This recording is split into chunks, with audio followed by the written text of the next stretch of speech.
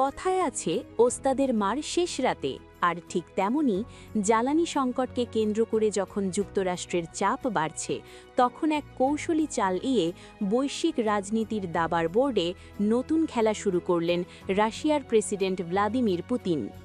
তেল ও গ্যাসকে কৌশলগত অস্ত্র হিসাবে ব্যবহার করে এবার ভূ রাজনীতির সমীকরণ বদলে দিতে চাইছে মস্কো। মধ্যপ্রাচ্যের উত্তেজনার মধ্যেই হঠাৎ করে পেট্রোল রপ্তানি বন্ধের সিদ্ধান্ত নিয়েছে রাশিয়া। বিশ্লেষকদের মতে এই সিদ্ধান্ত শুধু জ্বালানি বাজারেই নয়, বরং পুরো বিশ্ব রাজনীতিতেই নতুন উত্তাপ ছড়াতে পারে। রাশিয়ায় এই পদক্ষেপে একদিকে যেমন যুক্তরাষ্ট্রের ওপর চাপ বাড়বে, অন্যদিকে পরোক্ষভাবে লাভবান হতে পারে ইরান। ফলে আন্তর্জাতিক কূটনীতি ও অর্থনীতিতে শুরু হয়েছে নতুন এক এনার্জি যুদ্ধ। মধ্যপ্রাচ্যের পরিস্থিতি যখন দিন দিন জটিল হচ্ছে, ঠিক তখনই বৈশ্বিক জ্বালানি বাজারে ঝড় তোলার প্রস্তুতি নিচ্ছে মস্কো। রাশিয়ার উপপ্রধানমন্ত্রী আলেকজান্ডার নোভাক জানিয়েছেন, ১ এপ্রিল থেকে দেশটি পেট্রোল রপ্তানি বন্ধ করতে যাচ্ছে, যা চলবে ৩১ জুলাই পর্যন্ত।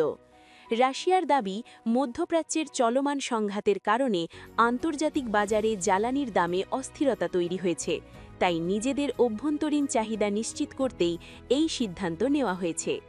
বিশেষ করে গত বছর ইউক্রেন যুদ্ধের প্রভাবে রাশিয়ার কয়েকটি তেল শোধনাগার ক্ষতিগ্রস্ত হওয়ায় দেশটিতে পেট্রোল সংকট দেখা দিয়েছিল।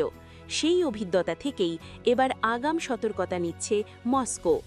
তবে বিশ্লেষকদের মতে এই সিদ্ধান্তের পেছনে শুধু অর্থনৈতিক কারণ নয়, রয়েছে গভীর রাজনৈতিক ও কৌশলগত হিসাব। পেট্রোল রপ্তানি বন্ধ করে যদি বৈশ্বিক বাজারে সরবরাহ কমিয়ে দেওয়া যায়, তাহলে স্বাভাবিকভাবেই তেলের দাম বেড়ে যাবে। এর সরাসরি প্রভাব পড়বে যুক্তরাষ্ট্র ও তার মিত্র দেশগুলোর ওপর। জ্বালানির দাম বাড়লে যুক্তরাষ্ট্রে উৎপাদন খরচ ও জীবনযাত্রার ব্যয় বাড়তে পারে, যা বাড়িয়ে দিতে পারে মুদ্রাস্ফীতি এবং রাজনৈতিক চাপ।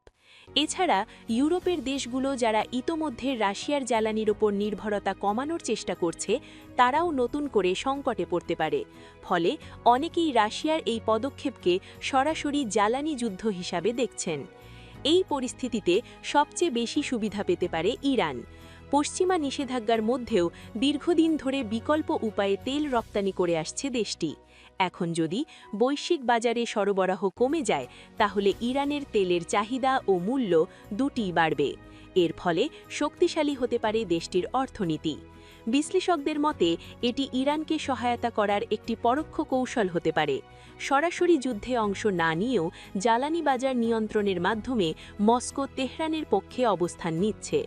সব মিলিয়ে বিশ্ব রাজনীতিতে এখন নতুন করে শুরু হয়েছে জ্বালানি কেন্দ্রিক ক্ষমতার লড়াই, যেখানে অস্ত্র শুধু মিসাইল নয়, তেল ও গ্যাসও হয়ে উঠেছে শক্তিশালী হাতিয়ার। প্রশ্ন এখন একটাই, এই এনার্জি যুদ্ধ কোথায় গিয়ে থামবে, আর এর প্রভাব কতটা গভীর হবে বিশ্ব অর্থনীতি ও রাজনীতিতে?